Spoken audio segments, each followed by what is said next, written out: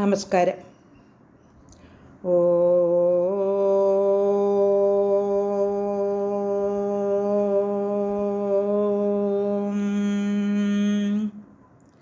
ഓ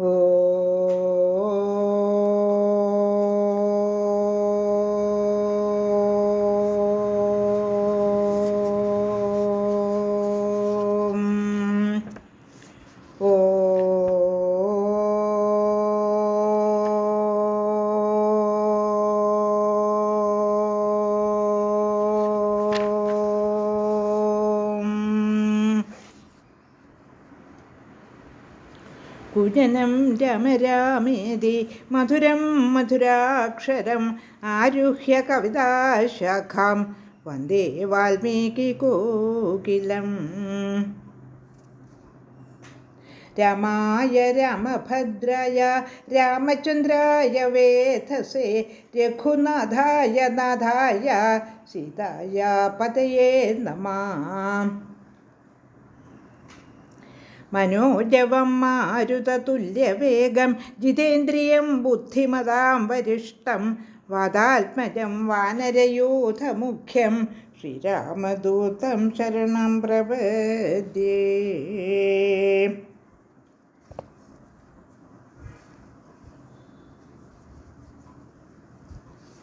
ശ്രീമദ് വാൽമീകി രാമായണം അയോധ്യാകാന്ഡം ദ്വാദശാധികശതതമ സർഗഃ 112 സർഗം. 112 സർഗത്തിലെ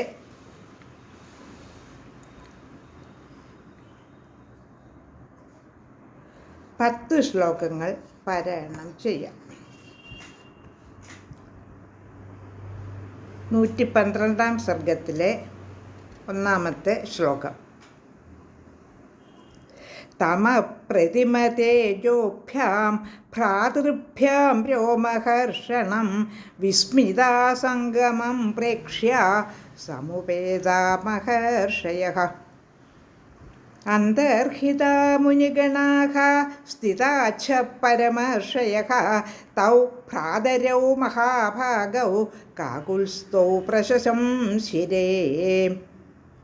സദാര്യൗ രാജപുത്രൗ ദ്വൗ ധർമ്മജ്ഞൗ ധർമ്മവിക്രമൗ ശ്രുത്വാ വയം ഹി സംഭാഷാം ഉഭയോ സ്പൃഹയാമഹേ.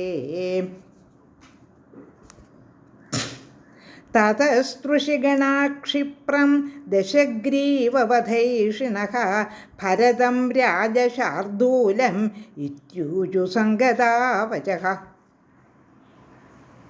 കുലേ ജാതഃ മഹാവൃത്ത മഹായശഃ ഗ്രാഹ്യം രാമസ്യ വാക്യം തേ പിതരം യദ്യവേക്ഷസേ. സദാ നൃണമിമം രാമം വയവിച്ഛാമഹേ പിതുഃ അനിർണത്വാച്ച കൈകേയ്യ സ്വർഗം ദശരഥോ ഗതഃ.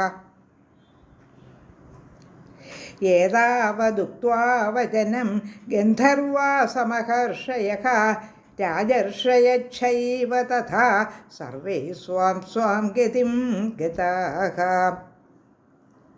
ഹ്ലാദിതസ്തേന വാക്യേന ശുശുഭേ ശുഭദർശനഃ രാമസംഹൃഷ്ടവദനസ്ത്വാ നൃഷീനഭ്യഭൂജയത്. ത്രസ്തഗാത്രസ്തു ഭരത സ വാചാ സജ്ജമാനയാ കൃതാഞ്ജലിരിദം വാക്യം രാഘവം പുനരബ്രവീത്. രാമധർമ്മമിമം പ്രേക്ഷ്യ കുലധർമാനുസന്തതം കർത്തുമർഹസി കാകുൽസ്ഥ മമ മാതുർച്ഛയാചനാം.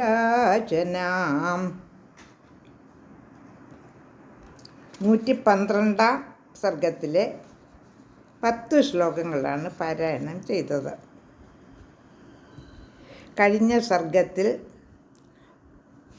വസിഷ്ഠ ഗുരു രാമനെ രാജാവാകാൻ പിന്നെയും നിർബന്ധിച്ച് ഉപദേശിക്കുകയായിരുന്നു.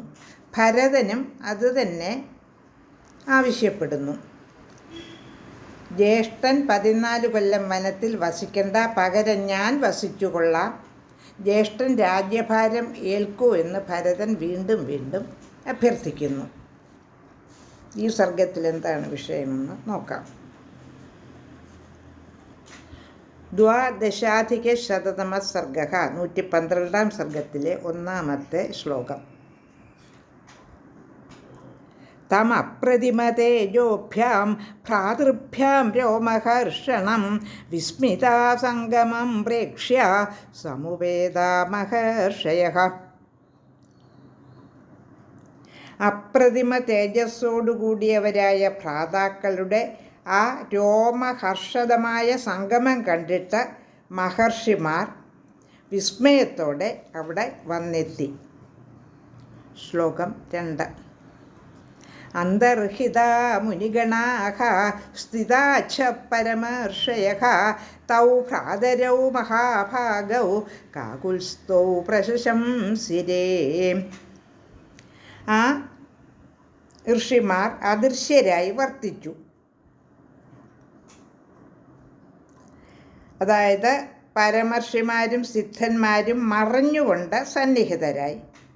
മഹാത്മാക്കളായ ആ കാകുൽസ്ഥരെ അവർ വാഴ്ത്തി. ശ്ലോകം 3.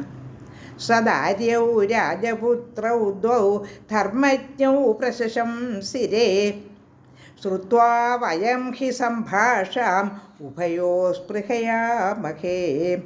ധർമ്മജ്ഞരും ധർമ്മമനുസരിച്ച് നടക്കുന്നവരുമായ ഈ 2 ശ്രേഷ്ഠരായ രാജപുത്രന്മാരുടെയും സംഭാഷണം കേട്ട് ഞങ്ങൾക്ക് വലിയ കൗതുകം തോന്നുന്നു. ശ്ലോകം 4. തതസ്തൃഷിഗണാക്ഷിപ്രം ദശഗ്രീവവധൈഷിണഃ ഭരതം രാജശാർദൂലം ഇത്യൂജു സംഗതാവചഃ. പിന്നെ അവർ രാവണ വധേച്ഛുക്കളായി പെട്ടെന്ന് രാജശ്രേഷ്ഠനായ ഭരതനോട് ഒരുമിച്ചു പറഞ്ഞു. ശ്ലോകം 5. കുലേ ജാതമഹാപ്രജ്ഞ മഹാവൃത്തമഹായശഃ ഗ്രാഹ്യം രാമസ്യ വാക്യം തേ പിതരം യദ്യവേക്ഷസേ. അഭിജാതനും കീർത്തിമാനുമായ മഹാനെ ആദരിക്കുന്നെങ്കിൽ രാമൻ്റെ വാക്യം കൈക്കൊള്ളുക. ശ്ലോകം 6. സദാ നൃണമിമം രാമം വയമിച്ഛാമഹേ പിതുഃ അനിർണത്വാച്ച കൈകേയ്യ സ്വർഗം ദശരഥോ ഗതഃ. ശ്ലോകം 6ൻ്റെ അർത്ഥം: രാമൻ പിതാവിൻ്റെ കടം വീട്ടിയവനായി തീരണമെന്ന് ഞങ്ങളും ആഗ്രഹിക്കുന്നു. കൈകേയിക്ക് കടപ്പെട്ടവനല്ലാതെ ആയതുകൊണ്ടാണ് ദശരഥ മഹാരാജാവ് സ്വർഗം പൂകിയത്. ശ്ലോകം 7. ഏതാവദുക്ത്വാ വചനം ഗന്ധർവാ സമഹർഷയഃ രാജർഷയച്ഛൈവ തഥാ സർവേ സ്വാം സ്വാം ഗതിം ഗതാഃ. ഇങ്ങനെ പറഞ്ഞിട്ട് ഗന്ധർവന്മാരും മഹർഷിമാരും രാജർഷിമാരും വിരമിച്ച് അവരവരുടെ വഴിയിൽ തിരിച്ചുപോയി. ശ്ലോകം 8. ഹ്ലാദിതസ്തേന വാക്യേന ശുചുഷേ ശുഭദർശനഃ രാമ സംഹൃഷ്ടവദനസ്താൻ ഋഷീനഭ്യപൂജയത്. ശ്ലോകം 8ൻ്റെ അർത്ഥം: